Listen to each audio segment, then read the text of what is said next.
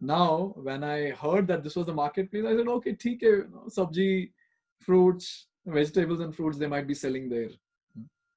But then I asked him, what were people selling there? You know what he said?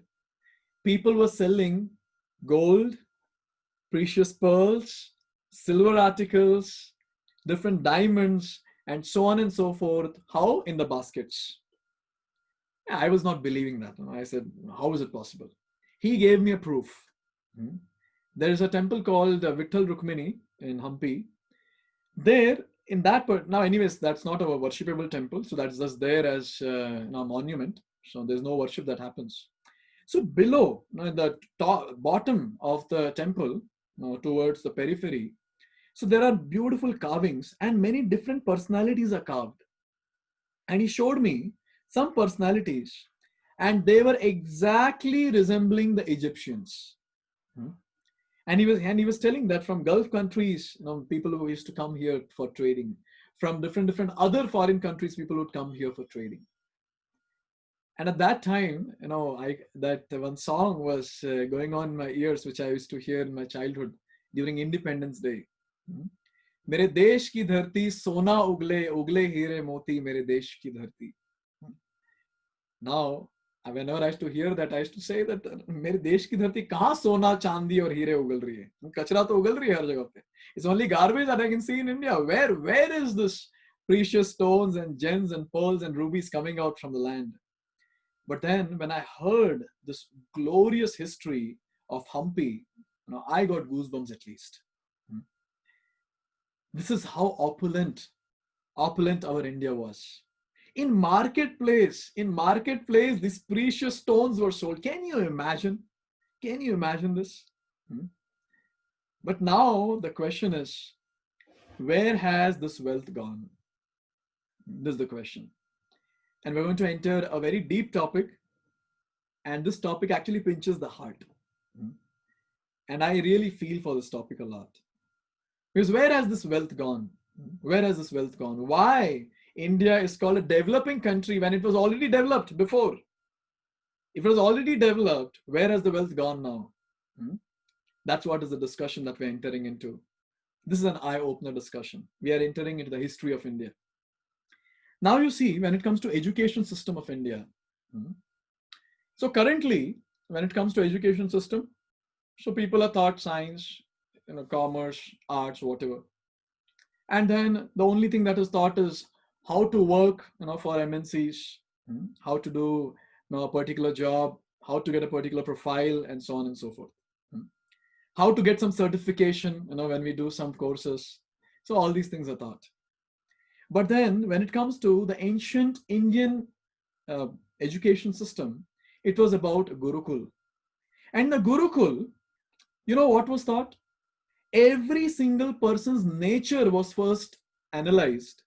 And according to the nature of the person, the teachings were given. There were some who were of the class of intellectuals who would like to read and understand, different complicated stuff, from the books. So that would be taught. There would be some who would like fighting. They would be taught military arts. There would be some who would like to get into business. They would be taught about that, how to start startups. Nowadays, startups is booming. So this was there before itself in Gurukul system. All these things were taught so beautifully. But look at the current situation. Everyone are just moving in one direction. Especially engineering is something which everyone is moving towards. This is what we see. So this is about the education system, completely based on Vedic scriptures. And then when it comes to lifestyle, you see, when it comes to lifestyle of people at that time, it was such a healthy lifestyle, completely based on the Vedic scriptures. Getting up early in the morning. Early means not 8 o'clock, 9 o'clock. I was giving a class once and I was asking, what do you mean by early morning? So one person was saying, Prabhuji, I feel early morning is, for me, it's 8 o'clock. Another one said, no, it's 9 o'clock. Early morning means Brahma Muhurta, and that is 4:30. 4:30 to 6:30, that is called Brahma Muhurta timing. So in that, the sun is about to rise. That is the time, which is very, very conducive for various healthy practices. So people would get up at that time, and then there would be a family atmosphere where the husband, wife, and kids, they would come together and do spiritual practices. And then, people would go to different jobs, maybe farming, or some different small businesses or whatever. And then in the evening, they come back again and they have some spiritual practices. So start a spiritual practice of the day, and the end of the day is also spiritual practice. And that's how the family would bond together. Currently, look at the state of the various families. Everyone is busy with the mobile phone. Ye WhatsApp, ye Facebook, YouTube, and so on and so forth. In fact, mother will have one mobile, father will have one, and the two kids will have two mobiles. And all of them are sitting in the same room and chatting with each other. This is what is the current situation. And when it comes to spiritual practices, if you properly analyze about the ancient India, spiritual practice was in the blood. It was in the blood, not something that was taught externally. And the crimes were low because the entire lifestyle was based on the Vedic scriptures. And I would like to ask a question to all of you all. No need to answer texting, but you can just answer to yourself. Tell me, were problems like depression, divorce, suicide existing in the Vedic times? I'm talking about, say, 100 years back or 200 years back. These things were not there. There's no question of depression. There's no question of suicide at that time. Hardly any. Hardly any. And there was no need of counselors at that time. If suppose your grandmother's grandmother is still alive, go and ask her, do you know what is depression? Do you know what is suicide? And you'll get to know, what is meant by that. They will make a face as if they've never heard about all these things. Because at that time, there was no need of all this. The entire life was lived on the basis of Vedic scriptures, especially Bhagavad Gita. Bhagavad Gita is a manual for human life. Currently, all these problems are coming into picture, these depressions and these suicides and these divorces and so on and so forth. Why? Because we're not following the manual. We're not following Bhagavad Gita. And all these things were not there before. Even now in this corona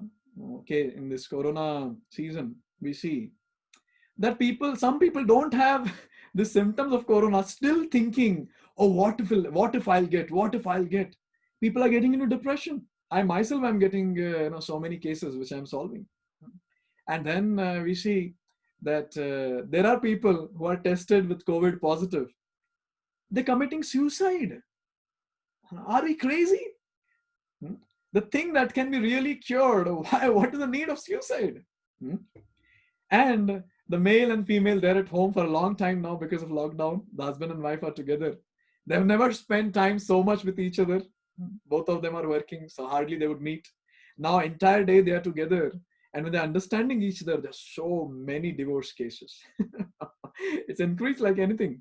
In India, and not just India, and all over the world. All over the world. But I would like to ask you all this question. Why these problems were not there during Vedic times? Why? People were completely stable within. They had that inner strength to withstand all these things. Now, in the current age, we are living a superficial life wherein the life is all about show off. And when you scratch a bit, at that time you'll understand how hollow the person is. But when it comes to Bhagavad Gita, it teaches us how to become strong within, how to get that inner strength. That is what is taught, and how to withstand these small things, which are happening in day-to-day life. And when someone learns that, when someone understands how to develop that inner stability, that inner strength, the person can be happy, the person can be peaceful. In fact, one of the benedictions or one of the takeaway from Bhagavad Gita is mind control. That is something which people are lacking. Mind control. One very nice shloka from Bhagavad Gita, 6th chapter. It says, Jitatmana prashantasya paramatma samahitah shitoshna sukha dukkheshu Tatha manapamanayoho. So many people are searching for peace. Many people are searching for happiness. Now the question is, where is it?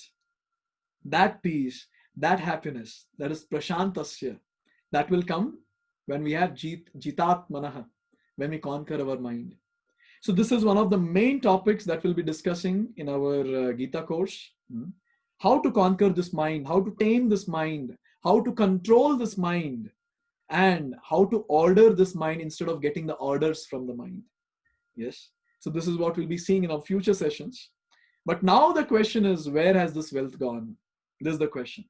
Why we need to have a separate session like this called Gita course and then describe all these things? Why? We have a nice analysis to talk about. The Mughals' contribution. So Mughals ruled India for a good number of years, around 500 to 600 years. And the Mughals would see that these people are so stable within. They would see, look at the Indians, and they would see that how stable these people are. And they would try troubling them, but still they would be so stable within. But one thing that the Mughals would see was every morning and evening, all these people are assembling in the temple and they're doing some activities there. And they felt maybe the temples are the reason for their inner stability. Maybe the temples are the reason for their strength. And that is one of the reasons what these Mughals did was they broke the temples. Every single place you see, there's so many beautiful temples which are broken here and there. It really pains the heart, when we see, such monuments or such temples. Different places it will be broken. Some deities are broken, some hands are broken, legs are broken, some faces are broken itself, heads are not there. And then different pillars are broken, some cracks are there here and there. This is what they did. And forcefully converted people. This is what they did. This is what they were doing. But they never understood what is the root cause of the inner stability of all these personalities, all these great Indians. They never got to know. They were not very intelligent. All these Mughals were not very intelligent. They used their strength to convert people. But then, after Mughals, came another set of personalities called Britishers. Now, Britishers did something which even now all of us are facing. What is that? Britishers rightly found what is the cause of the inner stability, what is the cause of this strength, and what is the cause of this glorious Indian culture. And they very rightly concluded it's the Vedic scriptures in Sanskrit language. These Britishers were very intelligent. They didn't convert forcefully. They didn't do anything by force. They went to the root and they tried changing the root. Hear this part very carefully. One is it will pinch our heart, that is for sure. But at the same time, our eyes will be opened to understand what these Britishers have done to us. Let me tell you what happened. They sponsored Indologists. What do you mean by Indologist? Indologist basically means who are well versed with the Vedic, with the various scriptures of India. They sponsored various Indologists, and basically they were all mostly from Germany and various other places. One of them was Alexander Tuff. So what this person did was, this is the first thing that happened. He established the Scottish College in Kolkata. And this was the headquarters. For what? For campaign against the Vedic scriptures. Then comes another personality called William Jones. What William Jones did? He mastered 16 Indian languages, and his only goal was undermine people's faith in the authorities of the Vedas. This was the only goal. Somehow or the other, pull the faith of people down when it comes to Vedic scriptures. Then another Indologist was there, H.H. Wilson. He gave an idea to the British Parliament. He said that let's give some gifts and rewards to those Indians who would give the best refutation against the Vedic scriptures. Look at this. And many Indians gave also. Many foolish Indians gave also. And finally, there were two real culprits who came. One was Max Muller. Max Muller, what he did was, he became the scholar in Sanskrit. To master Sanskrit, they take 12 years. He did that. And he gave wrong interpretation of the Vedic texts. The Vedic scriptures were taken and wrong interpretation was given. And at that time, he made a statement that India is much ripe for Christianity than anything else. And that's what they started propagating at that time. And the propaganda was only one, to prove how their culture was best and how Indian culture was degraded. This is what he said, and this is what he wanted to prove. All these Indologists did that. But finally, one great personality who came, who made everything topsy-turvy, and who did the great blunder to the Indian culture as a whole. His name was Macaulay. Look at this. This was Lord Macaulay's address to British Parliament on 2nd February 1835. Let me read it for all of you all. He said, I have traveled across the length and breadth of India and I have not seen one person who is beggar. See, I'm talking about 1835. And what statement he's making? I have not seen one person who is a beggar, who is a thief. Such wealth I have seen in this country. Such high moral values, people of such caliber. I do not think we would ever conquer this country. Look at the next statement, what he says. Unless we break the very backbone of this nation. And what is the backbone? See, the Britishers very rightly understood, which is a spiritual and cultural heritage. And therefore, I propose that we replace her old and ancient education system. This is what he did.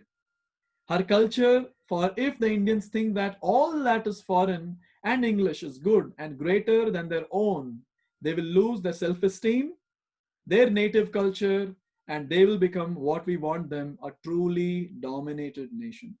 This is what Lord Macaulay did. He made various statements, various hurting statements, literally hurting. Anyone who owns India, anyone who thinks that he's an Indian, for sure, this will be a slap on the face of that Indian. He said that Indian languages contain neither literary or scientific information. Look at the audacity of this person. Look at the arrogance, what he says. Then he made another statement. Indians are poor and rude. They should be enriched by our help. Stupids. Indians were the ones who had all the caliber, and they were the ones who were gentlemen. And these people who came from outside were that, whatever he's talking about. He made another very, very hurting statement. He said, a single shelf of European library is more than all the Indian literatures put together. Look at what he's saying. And one important, horrible, abominable thing that this person did was this. All the works of Sanskrit in the Vedas is just a fiction of imagination. He converted all that, all the Vedic text, all the Sanskrit language, and he categorized into a category called mythology. And he made a statement that all the historical texts put together has less knowledge than that of primary schools in England. This is out of question, what he's talking about. And look at his goal. What was his goal? This was his goal. We must educate Indians in English so that we create a class of people who are Indian in blood and color, but English in taste, opinions, morals, and intellect. For this class, we will upgrade the dialects to the Western nomenclature. Congratulations to all of them. Congratulations. They were successful. They did this. You look at the current situation of all of us. When we educated people come together, when we talk about Ramayana, when we talk about Mahabharata, when we talk about Bhagavad Gita, what do we call all these texts as? Mythology. This is what we call it as. We are Indian in blood and color, but when it comes to our tastes, when it comes to our opinions, it has become foreign. Even our dressing style has become foreign. Everything has become foreign. Yes. Tell me, is really Ramayana Mahabharata mythology? Is Bhagavad Gita really mythology? Hmm? Even now, NASA has given this statement, and it has also given nice photographs of Ram Setu that was built by Lord Ram in Treta Yuga. You can see those. You can search on internet, you'll find it. In fact, today there are many Sanskrit scholars in Germany and America as compared to India. These people, ye sare chor, they came here, they took all the wealth, they went there to their own countries, and they flourished themselves very nicely. Look at this. And I'm sure all of y'all, I'm sure all of y'all are well educated. When you are studying in your colleges, which books were referred? Which books were asked to refer?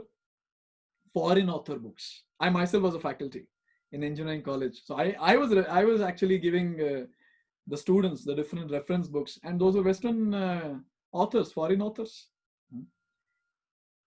This is called as complete change. Entire education system was changed. Sanskrit was removed. English was put, and today, even today's class, I am giving in English. Look at our state. Look at our state. Even today, if someone wants to learn Sanskrit, how do people learn Sanskrit now in India? You should know some other language other than Sanskrit. Then you'll be able to learn Sanskrit. Right? There's a tabular column. Suppose you want to say, you want to address someone respectfully. Then at one side you'll have on to you, and then you on the other side bhavataha, and that's how you'll be able to make out eva. So what do you mean by eva in English? Certainly. Now Sanskrit was an independent language, and that was made as dependent language. Dependent on which language? English language. Now today, if you know English, then you can learn Sanskrit. That's how it is. That's how it is. What they did was this. They killed our faith in Vedic scriptures. This is what they did. Why people in India ask this question, does God exist or not? Why people ask this question, really Bhagavad Gita is really a very amazing book? Is it so? These are the questions that people ask. Now sometimes when we go on streets to distribute Bhagavad Gitas, we do that in December. This called as December Marathon. All over the world, ISKCON does this. We go out on the streets to distribute Bhagavad Gita. We see people saying this, this is all waste book. Why to read this book? What is the use of this book? Because we all are the products of Britishers. That's what they did. Even today, what are we educated for? Tell me, what do we do in college? We aspire to get a high profile job. Where? In MNC. And what are these MNCs? All of them are the products of foreigners. Look at our state.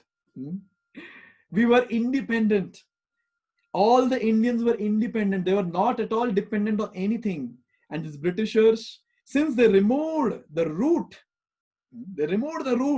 of Vedic culture based on Sanskrit language and the Vedic scriptures, they removed it from the root, and look at the current situation. Now we're a dependent country. But Britishers did this in 200 years. But what Mughals couldn't do, what Britishers couldn't do, our media has done in last 50 years. Useless. You know what media has done? All the nonsensical movies and all the TV series and this and that they've got just to undermine the Vedic culture. So many movies, so many. This was, I think, a couple of years back. I was getting a lot of mails for clarification. And these mails were the questions from a movie called OMG, called PK, and so on and so forth.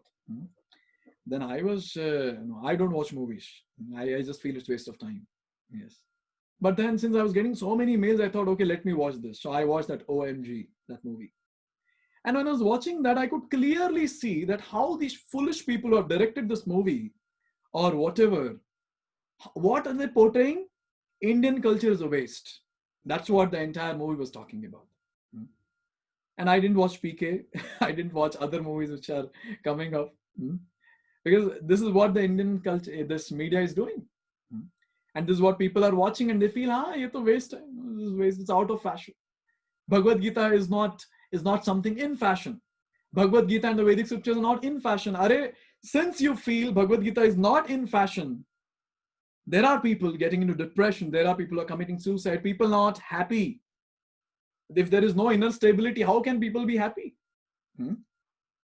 And media, I remember that movie where they were saying that why waste milk when you go to the temple and put it on Lord Shiva's linga? Why go to the temple and offer flowers and fruits and other things? There's so many poor people sitting outside. Why don't you give it to them? Why waste money, papers in printing these books which are useless?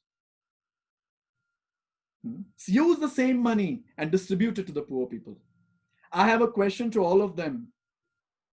If really you feel that poor people should be helped, poor people should be brought up, then why the hell you are wasting money directing all these stupid movies? You same money here, crores and crores of rupees are used here.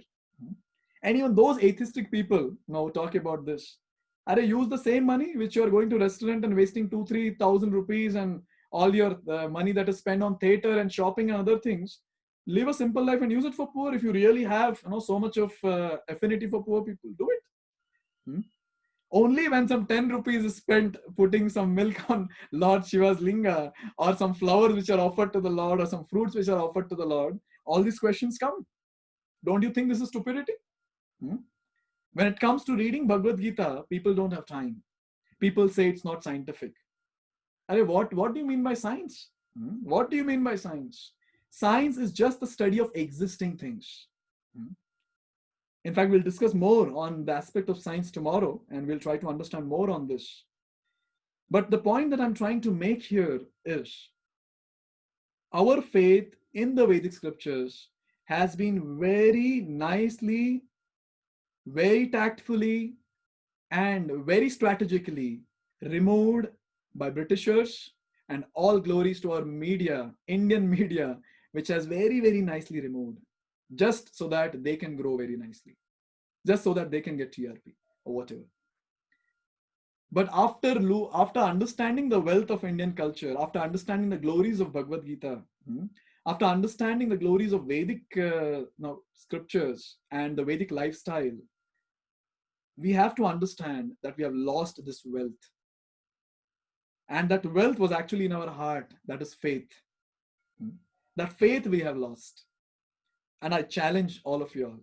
If you are sincere in attending these sessions that we are conducting, for sure this faith will be revived. For sure.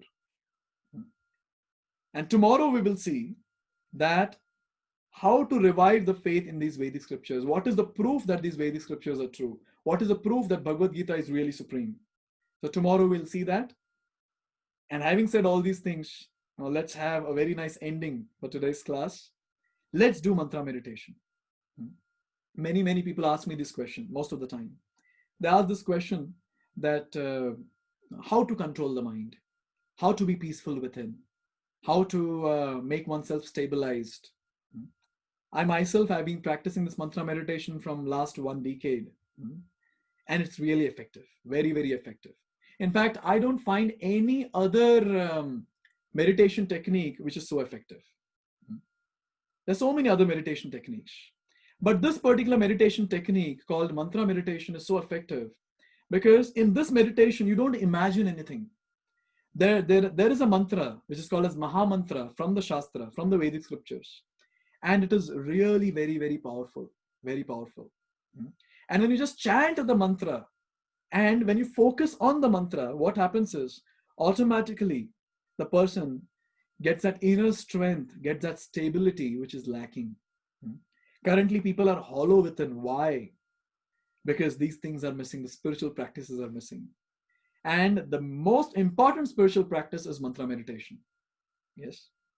So we have got some time. So I would request all of you all that let's do mantra meditation now. I'll teach you the method. And try to hear it with focus, and try to practice it with focus. So what we're going to do now is you can sit in a very relaxed position wherever you are. Maybe you can have cross-legged and sit properly with the straight back. Close your eyes and just repeat the mantra which I'm going to chant. This we will do for next 2-3 minutes. And try to focus. So in this mantra meditation, what you're supposed to do is you're just supposed to focus on the mantra that I'll be asking you all to chant. That's it. No need to think about any form of Krishna, Leelas of Krishna. No need to think anything. Mind will take you out for many, many times. It will take you for a ride many times. But still pull the mind back and try to hold it. And when you do that, again the mind will go out, again pull it back and put it on the mantra again. This is what we'll be doing now. Okay? Mind will go 100 times outside. And what is mantra meditation? Get it 101 times on the mantra. Focus on the mantra. I hope everyone is ready. Can we have mantra meditation now? Eyes closed and repeat after me. Jai Shri Krishna Chaitanya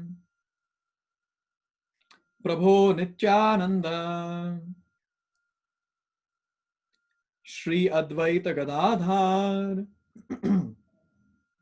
Shrivas Adi Gaura Bhakta Brinda.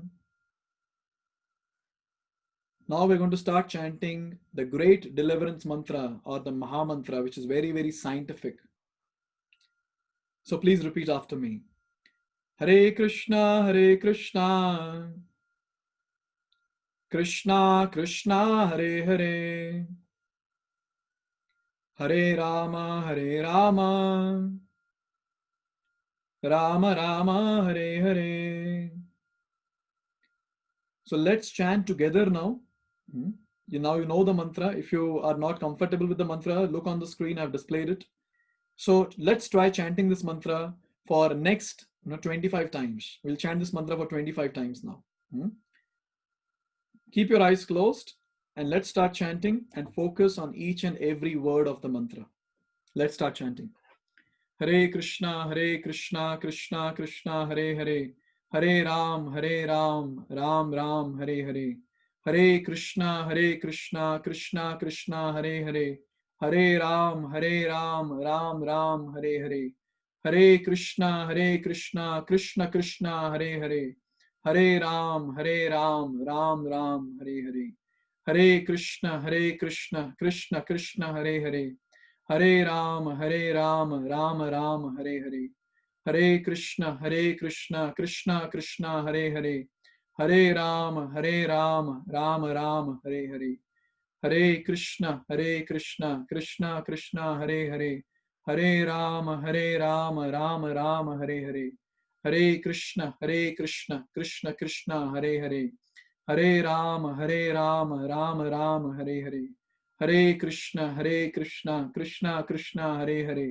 Hare Ram, Ram Ram, Hare Hare. Hare Krishna, Krishna Krishna, Hare Hare. Hare Ram, Ram Ram, Hare Hare. Hare Krishna, Krishna Krishna, Hare Hare. Hare Ram, Ram Ram, Hare Hare. Hare Krishna, Krishna Krishna, Hare Hare. Hare Ram, Ram Ram, Hare Hare. Hare Krishna, Krishna Krishna, Hare Hare. Hare Ram, Ram Ram, Hare Hare. Hare Krishna, Krishna Krishna, Hare Hare. Hare Ram, Ram Ram, Hare Hare. Hare Krishna,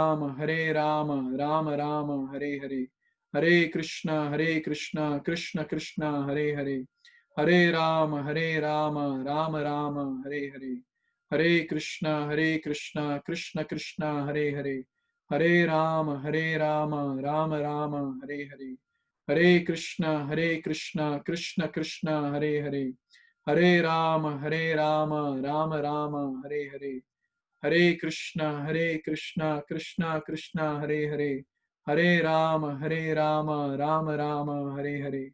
Hare Krishna, Krishna Krishna, Hare Hare.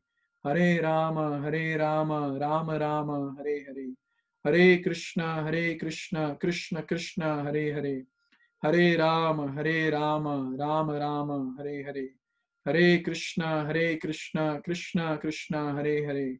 Hare Ram, Ram Ram, Hare Hare.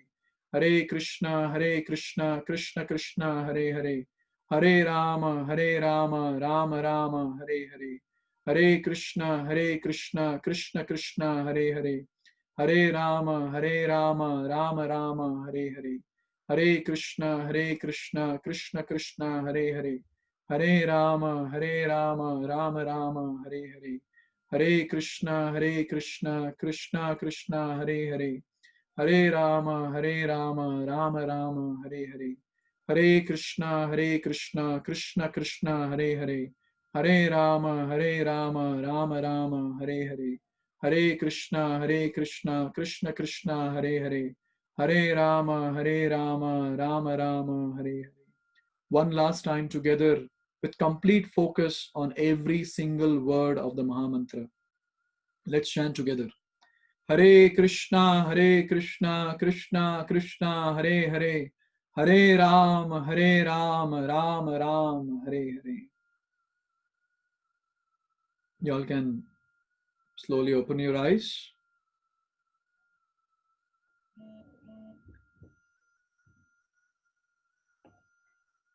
So we have been, I'm sure all of you have done it properly. And if you have done it properly, you'll surely relish. Now I'm opening the floor for questions. Please post your questions if you have any questions. I'll be happy to see your realizations also.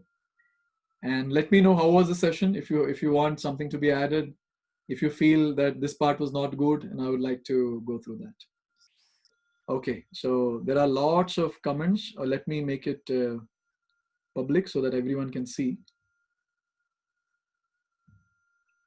Okay, so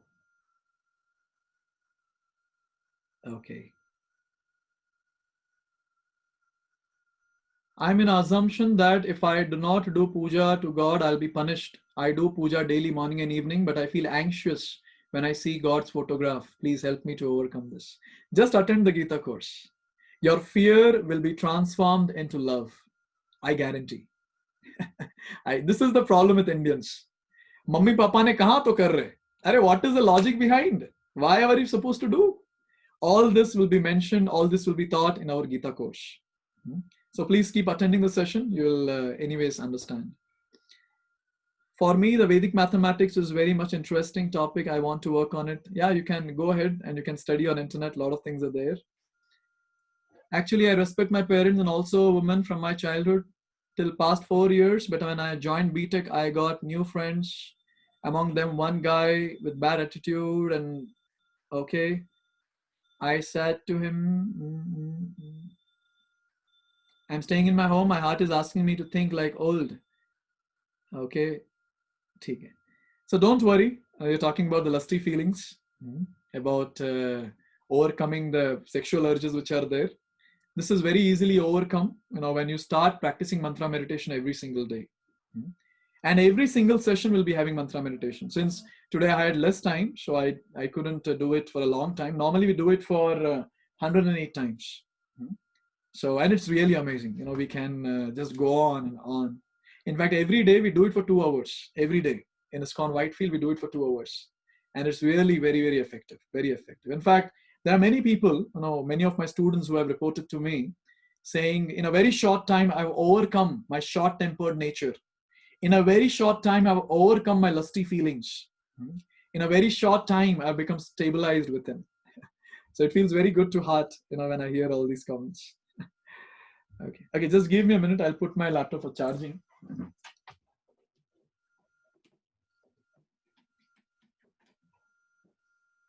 Okay, let me go through some other comments. Can you please forward me some info regarding Vaimanika Shastra? Please go through internet. There are lots of information which are available. Can you share the link of that video? Oh, I'll put it in the group. You can see. Please don't use Hindi. If you are going to use, please let me know in advance. Okay. If I use Hindi, I'll translate it. Don't worry. Okay.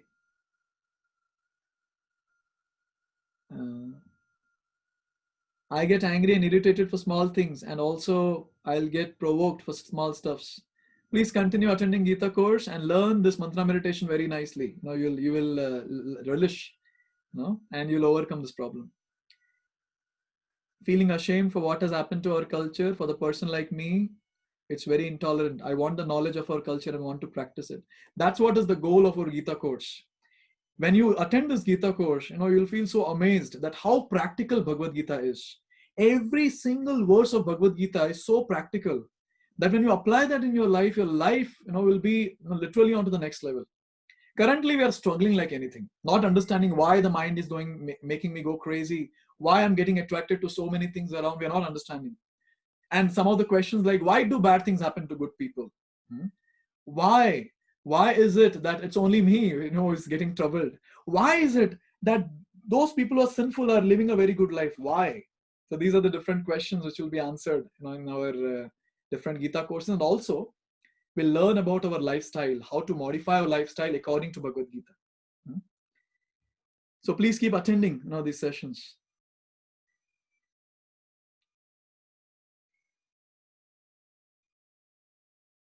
Still, it is better to feed the poor with milk. Yeah, it is better to feed the poor. And that's what ISKCON is doing. ISKCON has been doing this Akshay Patra and distributing food for free all over. Yes. So we also do, but then there's a way to do it. Anyways, we'll discuss that. Very clearly we'll discuss. I really cannot control the thoughts in my mind that are running now. Need to learn. Yes. No, please continue. Okay, there are some comments. Thank you for such wonderful sessions. It's my pleasure to help you all in whatever way possible. Session was too good, interesting. Thank you very much. How can I afford a Bhagavad Gita? Yes, we will answer these questions. Beautiful. Thank you very much. Okay. I want to learn Sanskrit. How I start? Yeah, it's easy. Now we'll do that. First, we'll learn different shlokas of Bhagavad Gita which are in Sanskrit. So every session will be doing that. Never knew that this session would change me completely. I lost my shot. Okay. How to overcome depression? Mantra meditation. That's the solution. Okay, wonderful experience.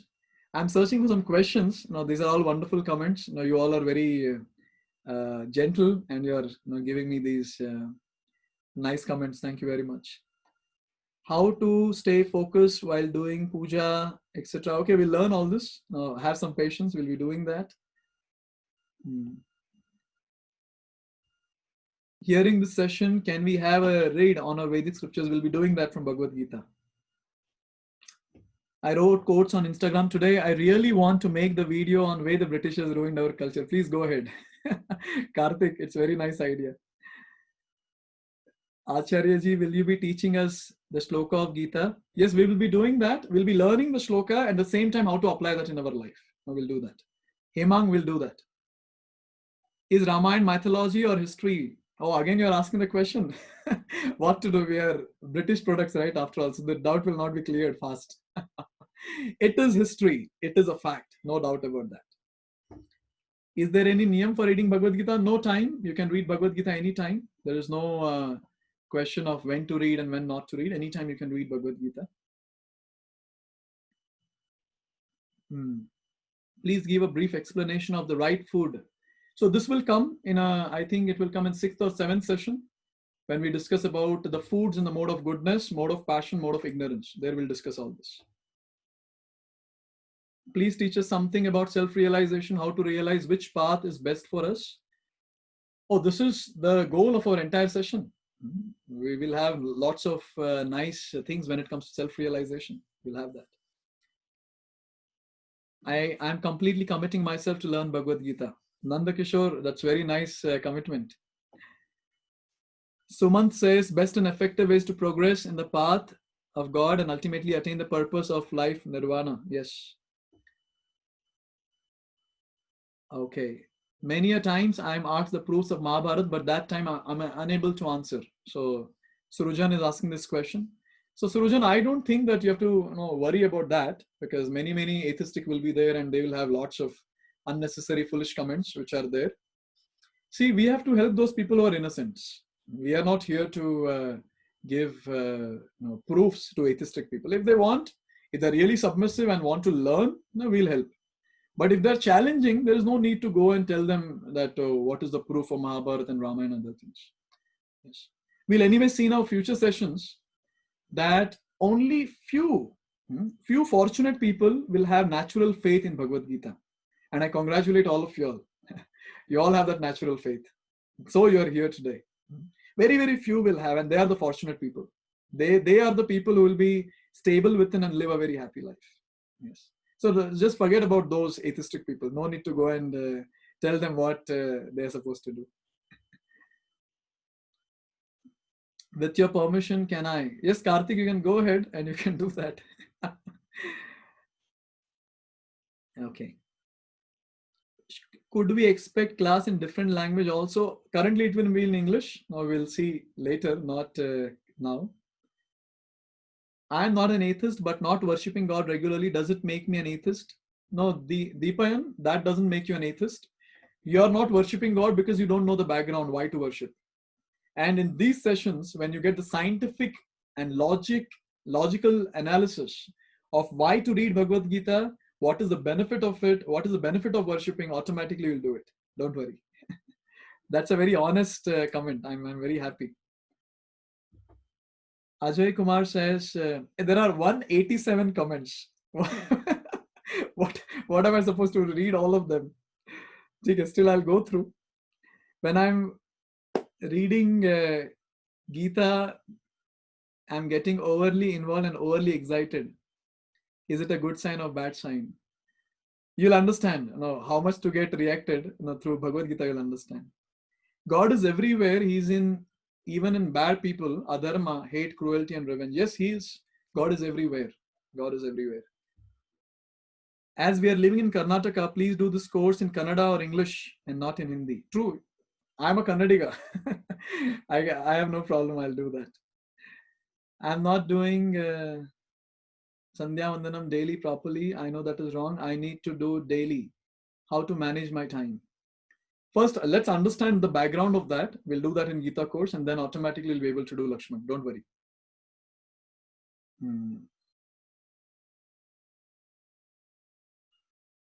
How to stay focused while doing japa, while doing puja. Mind is not stable. You learn that. Don't worry. With time you'll learn. How to overcome lusty feelings. As I already said, this course is such an amazing course. Keep attending the course and you yourself will answer this question. I'm very proud to say this. Many of my students have overcome this, especially when it comes to pornography and other addictions which people are into and who really want to overcome that by some association they've got into, but they're not able to overcome. This course, I've seen the boys who are attending this course easily like this, they're overcoming all this problem like this. So don't worry. Kiran Kumar, don't worry. I'm very interested in Gita and I have read a few shlokas. I need to know how to implement Gita. Yes, that's what is the goal of our course. We'll do that.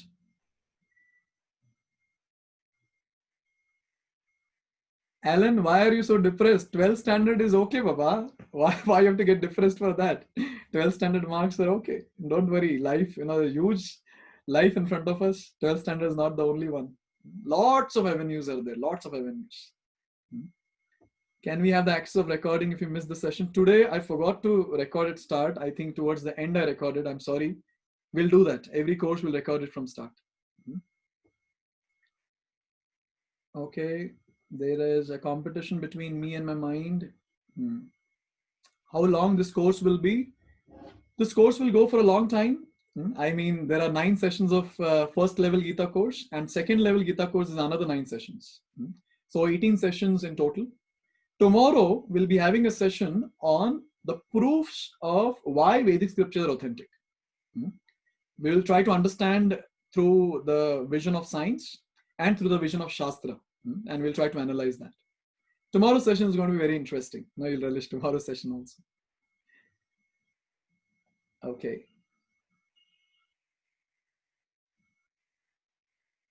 How to wake up early? Okay. With time, you'll get it. You have to come to that mode of goodness. With time, it will happen. How is it the mantra meditation scientific? Okay. So what I'll do is tomorrow when we do mantra meditation, just before mantra meditation, I'll describe how mantra meditation is scientific. And then we'll be able to do that. Yes.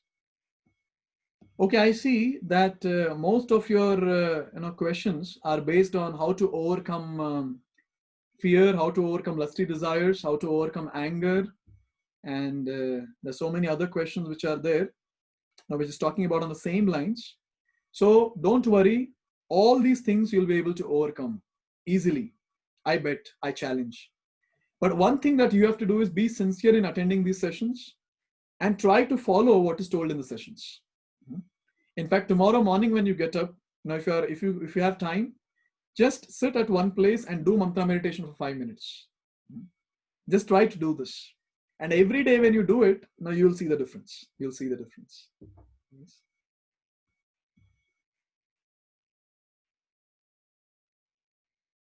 Okay. Someone is asking, you look so young, and what made you to become a monk? Yeah, this is something which was an inner calling for me, because there's so many people who need our help. So many people. In fact, even when I was studying in BITS Pilani at that time, and even when I was working as senior VLSI design engineer, even when I was working as a faculty, and all the times I was doing counseling, and I was seeing that so many people need us, so many people. So just for them, just for the people who are in need of us, now we have sacrificed our material life. But I'm seeing that right from the time we have been helping, there's so many people who have overcome, there's so many problems. See, finally, what is the use of this life if we cannot help at least 10 people before dying? At least when we are dying, giving up our last breath, we'll be satisfied saying, okay, at least I helped few people before leaving the body. So just for paropkar, just to help others, we have done this. But that only few crazy people do this. So it's not expected from everyone. Few crazy people will get into this monkhood. Now, monks are like soldiers. So monks are like soldiers, and soldiers are on the borders. Now you see, the soldiers are on the border, so citizens are living a peaceful life within. Right? Now all of them are not expected to be on the border. There are few who will voluntarily go to the border, and they would guard them. That's what is the job of the monks. They have to guard the culture. They have to follow the culture nicely, strictly. They have to be pure, and they have to spread this culture and protect the culture. That is what is the job of a monk. That's what we have been doing. And no credits to us, all credits to Srila Prabhupada, the founder Acharya of ISKCON, who has taught us all this. Okay, so it's already 8:15, and I always start on time and end on time. So already I've exceeded by 15 minutes. So I'm really sorry I'm not able to go through all your questions. Normally I address every question for 15-20 minutes when the crowd is small, but today the crowd is like 200. So it's really difficult. And so I'll go through your questions, and if I've not answered your question in my talk, I'll frame the answer and post it in the group, whichever group you are in. Okay, so we can do that.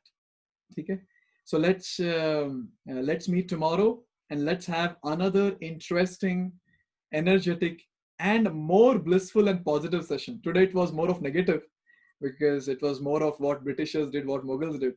But tomorrow we're going to speak more on our Vedic scriptures, and we'll try to revive our faith in the Vedic scriptures. Yes. So I want to, it will be very nice to meet all of you all. All the ones who are not there in the group, please post your number here. I'll add you to the WhatsApp group. Okay. So thank you very much. Let's meet tomorrow. It was really nice to have all of you all, and on time. And I still see, even when we have over, even when time is over, people are there. 115 people are there. I'm so happy. Thank you very much. So let's chant the Hare Krishna Mahamantra and end today's session. Hare Krishna, Krishna Krishna, Hare Hare, Hare Ram, Ram Ram, Hare Hare. Thank you very much. Let's meet tomorrow.